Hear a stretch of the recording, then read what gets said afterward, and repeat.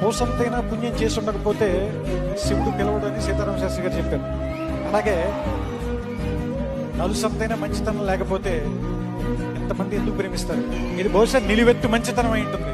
అందుకని ఇంతమంది అభిమానులు ఉన్నారు, ఇంతమంది ప్రేమించే వాళ్ళు ఉన్నారు.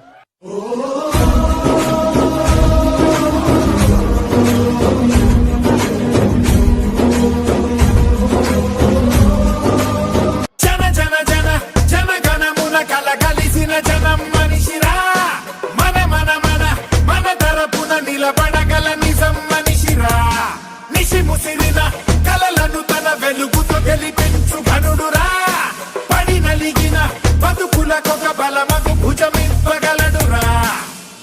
వదలనే వదలడు ఎదురుగా తప్పు జరిగితే, ఇతనిలా ఓ కలం మన వెనుకనే పోరాడితే సత్యమేవ జయతే.